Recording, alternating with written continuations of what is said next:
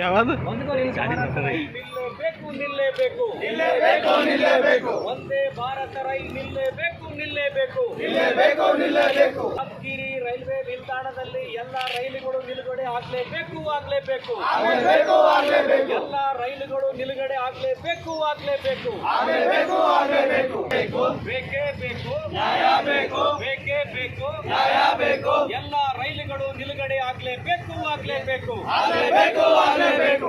ಗುಂತಕಲ್ನ DRM ಅಧಿಕಾರಿಗಳಿಗೆ ಕರ್ನಾಟಕ ರಕ್ಷಣಾ ವೇದಿಕೆಯಿಂದ ಮನವಿಯನ್ನು ನಾವು ಕೊಡ್ತಾ ಇದ್ದೀವಿ. ವಂದೇ ಭಾರತ್ ರೈಲು ಇವತ್ತು ಎಲ್ಲ ಕಡೆ ನಿಲ್ತಾ ಇದೆ. ಜಿಲ್ಲೆ ಅಲ್ದಿದ್ರೂ ಅಲ್ಲಿ ನಿಲ್ತಾ ಇದೆ. ಆದರೆ ಇವತ್ತು ಜಿಲ್ಲೆ ಅನಿಸ್ಕೊಂಡಂಥ ಯಾದಗಿರಿಯಲ್ಲಿ ನಿಲ್ಲದೆ ಇರೋದು ಬಹಳ ವಿಷಾದನೀಯ ಸಂಗತಿ ಮತ್ತು ನೋವಿನ ಸಂಗತಿ.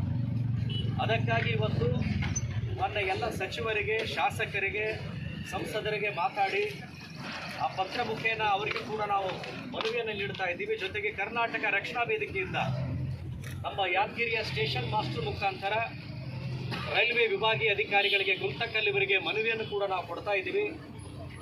ಇವತ್ತು ಪ್ರಾರಂಭ ದಿನ, ಒಂದು ಶುಭ ದಿನ, ಸುಸಂದರ್ಭದಲ್ಲಿ ಯಾವುದೇ ರೀತಿಯಿಂದ ಬೇರೆ ರೂಪಕ್ಕೆ ಕಾರಣ ಆಗಬಾರ್ದೆಂಬ ದೃಷ್ಟಿಯಿಂದ ಕರ್ನಾಟಕ ರಕ್ಷಣಾ ವೇದಿಕೆ ಶಾಂತಿಯುತವಾಗಿ ನಾವು ಮನವಿಯನ್ನು ಕೊಡ್ತಾ ಇದ್ದೀವಿ.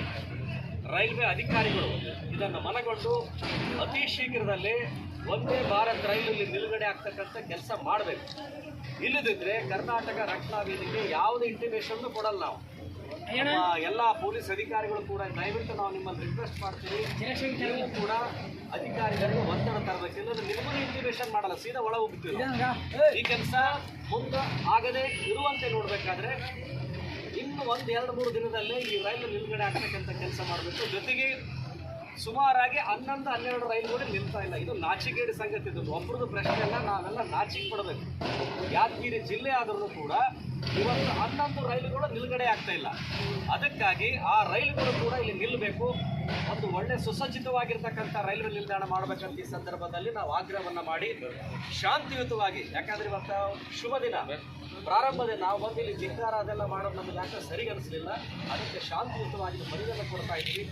ಮನವಿಯನ್ನು ಸ್ಪಂದಿಸಿ ನಮ್ಮ ಬೇಡಿಕೆಯನ್ನು ಈಡೇರಿಕೆ ಮಾಡಬೇಕಂತ ಈ ಸಂದರ್ಭದಲ್ಲಿ ಎಲ್ಲ ಕರ್ನಾಟಕ ರಕ್ಷಣಾ ವೇದಿಕೆಯ ಪರವಾಗಿ ಸಮಗ್ರ ಎಲ್ಲ ಯಾದಗಿರಿ ಜಿಲ್ಲೆಯ ಜನರ ಪರವಾಗಿ ಮನವಿಯನ್ನು